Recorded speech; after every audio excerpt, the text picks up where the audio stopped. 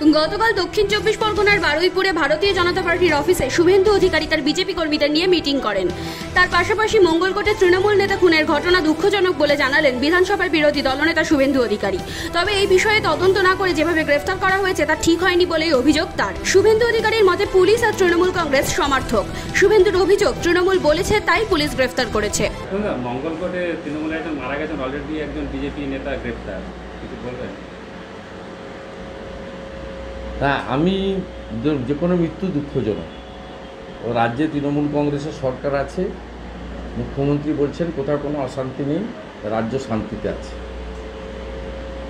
সব বিষয়ে রাজনীতির গন্ধ না দেখে তদন্ত করে ব্যবস্থা নেওয়া উচিত। সেটা যে খুন করেছে তার বিরুদ্ধেই ব্যবস্থা নেওয়া উচিত। তৃণমূল কংগ্রেসের লোক খুন হয়েছে, এটা দুঃখজনক ঘটনা। সেটা যে বিজেপি করেছে এটা এখনই বলে ফেলা এটা ঠিক হবে না, এবং এটা বিষয়টা তদন্ত করে দেখে যারা প্রকৃত দোষী তাদের গ্রেপ্তার করা উচিত। কারণ পুলিশ আর তৃণমূল কংগ্রেস সমর্থক হয়ে গেছে। তৃণমূল কংগ্রেস হয়তো বলেছে যে বিজেপির নেতাকে ফাঁসান, তাই ফাঁসাচ্ছে। আপনারা কি আজকে রাজভবনে যাবেন, কি মানে বক্তব্য কিছু? এখানে বলবো না।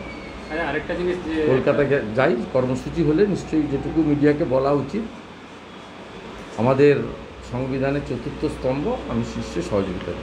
আপনারা কি সব ওই কমিটি থেকে পদত্যাগ করবেন? আপনাকে বলবো সিদ্ধান্ত না, বলবো না। আমরা তো আগেই বলেছি, আমরা যেদিনকে পিএসসি কমিটি ঘোষণা হয়েছে সেদিনই আমাদের স্ট্যান্ড বলেছি, এবং রাজ্য সভাপতি দিলীপদাও বলেছেন, আমার পরিষদীয় দলনেতা হিসেবে আমিও বলেছি। আমাদের স্ট্যান্ড তো ক্লিয়ার আছে, নতুন করে কিছু বলার নেই।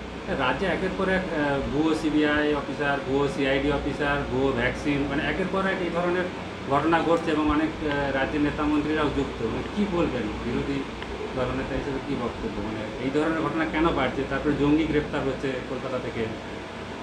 রাজ্যে আইন শৃঙ্খলা নেই, নবান্ন 4 দিন বন্ধ থাকে, স্যানিটাইজেশনের নামে নবান্ন বন্ধ থাকে।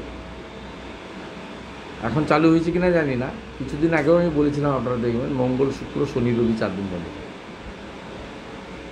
এখনো অনেকে ঘর ছাড়া, মানে এখনো অনেকে ঘর ছাড়া এই জেলাতে। ঘর ছাড়া এই কারণে এরা হাইকোর্টের নির্দেশ মানে না, মানবাধিকার কমিশনের নির্দেশ মানে না। আমরা আশাবাদী মহামান্য উচ্চ আদালত এবং জাতীয় মানবাধিকার কমিশন হাইকোর্টের নির্দেশে কাজ করছেন, তারা ব্যবস্থা নেবেন। এবং যে পুলিশের আধিকারিকরা ঘর ছাড়া থাকতে বাধ্য করেছেন দলদাস হয়ে, প্রয়োজনে তো সেই পুলিশ আধিকারিকদের বিরুদ্ধে ব্যবস্থা নিতে হবে।